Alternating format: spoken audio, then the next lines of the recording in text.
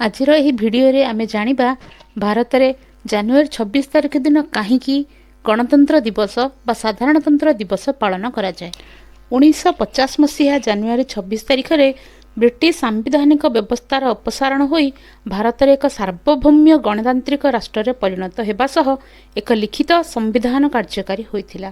ଏହି ଦିନଟିକୁ ସାଧାରଣତନ୍ତ୍ର ଦିବସ ରୂପେ ପାଳନ କରାଯାଏ।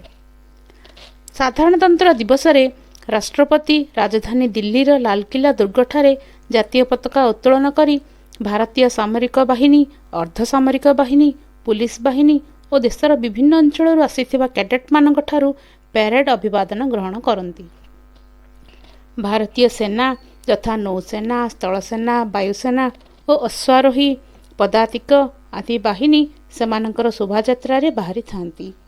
ଏଥିସହିତ ଭାରତର ବିଭିନ୍ନ ସାଂସ୍କୃତିକ ଝଲକ ବିଭିନ୍ନ ରାଜ୍ୟରୁ ଆସିଥିବା ଦଳମାନେ ପ୍ରସ୍ତୁତ କରିଥାନ୍ତି। ଏହି ପର୍ବ ପ୍ରତ୍ୟେକ ରାଜ୍ୟରେ ମଧ୍ୟ ଆୟୋଜିତ ହୋଇଥାଏ ଓ ସେଠାକାର ରାଜ୍ୟପାଳ ପ୍ୟାରେଡ୍ ଅଭିବାଦନ ଗ୍ରହଣ କରନ୍ତି। ସାଧାରଣତନ୍ତ୍ର ଦିବସକୁ ନେଇ କ'ଣ ରହିଛି ଇତିହାସ, ବର୍ତ୍ତମାନ ଜାଣିବା। ଇଂରେଜ ଶାସନରୁ ମହାତ୍ମା ଗାନ୍ଧୀଙ୍କ ନେତୃତ୍ୱରେ ଅସହଯୋଗ ଓ ଅହିଂସାପୂର୍ଣ୍ଣ ଭାରତୀୟ ସ୍ୱାଧୀନତା ଆନ୍ଦୋଳନ ଫଳରେ ଭାରତ 15 ଅଗଷ୍ଟ 1947ରେ ସ୍ୱାଧୀନ ହେଲା।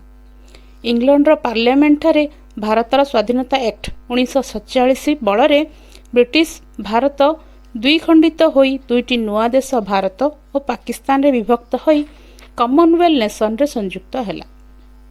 15 ଅଗଷ୍ଟ 1947 ଦିନଠାରୁ ଜର୍ଜ ସିକ୍ସ ଭାରତର ମୁଖ୍ୟ ହେଲେ।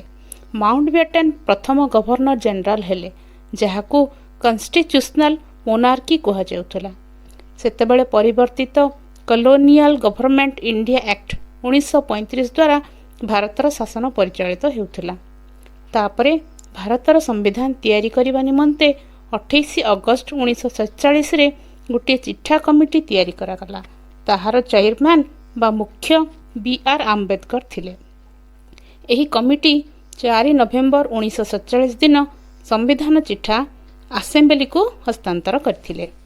ଦୀର୍ଘ 166 ଦିନ ଧରି ଏହା ନାଗରିକଙ୍କ ନିମନ୍ତେ ଖୋଲା ଥିଲା ଓ ଆସେମ୍ବଲିକୁ ଥରେ ବସି ଏହା ଉପରେ ଆଲୋଚନା କରାଗଲା। ଶେଷରେ 24 ଜାନୁଆରୀ 1950 ତାରିଖ ଦିନ ଏହି ଚିଠା ପ୍ରସ୍ତାବର ଇଂରାଜୀ ଓ ହିନ୍ଦୀରେ ଲିଖିତ 2ଟି କପି ଉପରେ 308 ଜଣ ସଦସ୍ୟ ଦସ୍ତଖତ କରିଥିଲେ। ଏହି ସମ୍ବିଧାନ ଜାନୁଆରୀ 26, 1950 ତାରିଖ ଦିନ ବଳବତ୍ତର ହେଲା, ଯାହାକୁ ଆମେ ସାଧାରଣତନ୍ତ୍ର ଦିବସ ଭାବରେ ପାଳନ କରୁଛୁ। ପ୍ରତିବର୍ଷ ଅନ୍ୟ ଏକ ଦେଶର ରାଷ୍ଟ୍ରମୁଖ୍ୟ ବା ରାଷ୍ଟ୍ର ପ୍ରତିନିଧିଙ୍କୁ ମୁଖ୍ୟ ଅତିଥି ରୂପେ ନିମନ୍ତ୍ରଣ କରାଯାଏ। 1950 ମସିହାରୁ ଏହି ପରମ୍ପରା ଭାରତରେ ଚଳି ଆସିଛି।